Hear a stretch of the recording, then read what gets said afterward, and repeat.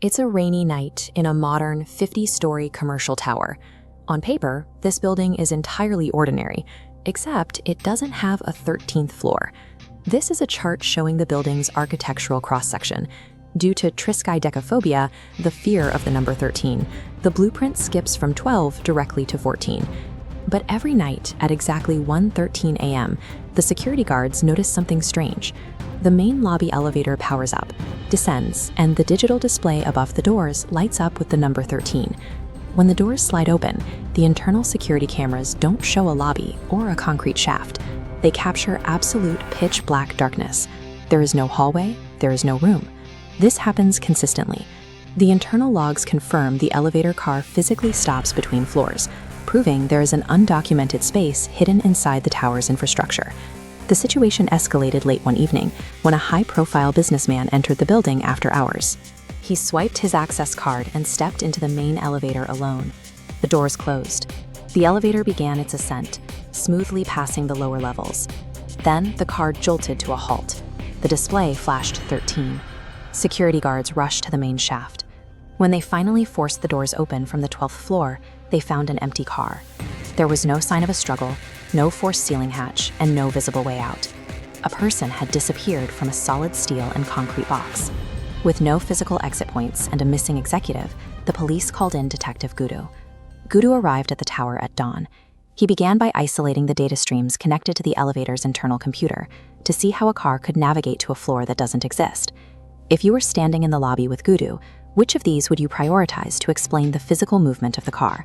The elevator records, the security cameras, or the building blueprints? Guddu looked at the elevator records first. The cameras only show darkness, and the blueprints had already been confirmed to omit the 13th floor, making the internal digital logs the most likely source of a mechanical trail. By cross-referencing the car's movement with building-wide badge swipes, Guddu noticed that the businessman's card was scanned at a maintenance reader in the basement just 5 minutes before he entered the elevator. Every previous witness of the dark floor had followed that same subterranean path. This suggests that the stop at the 13th floor isn't a random glitch. It's a manually triggered sequence that begins in the basement before the victim ever steps inside the car. The search moves to the lowest level of the building, a maze of exposed pipes, concrete pillars, and locked maintenance storage. Consider the layout of the tower. Why would an abduction happening high up in the elevator shaft require a target to visit the basement first? Guddu paced the perimeter of the foundation, tapping the concrete walls.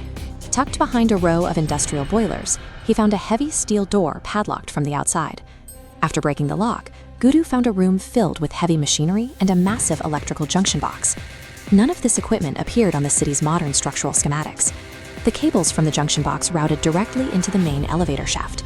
This hidden room functioned as an analog override command center, allowing someone to manually hijack the elevator's routing system. This diagram shows the space between floors 12 and 14.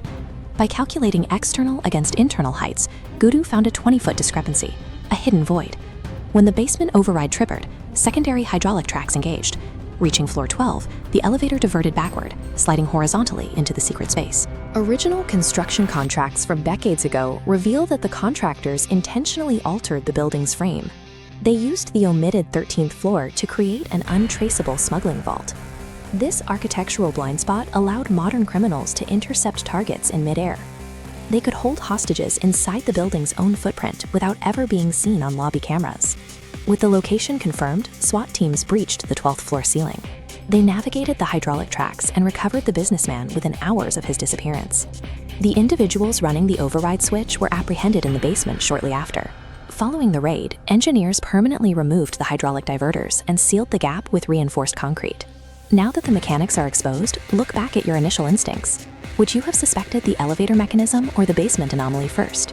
Confronted with an anomaly that defies logic, the solution rarely lies in the illusion being presented. To find the truth, you have to investigate the physical foundation making the trick possible.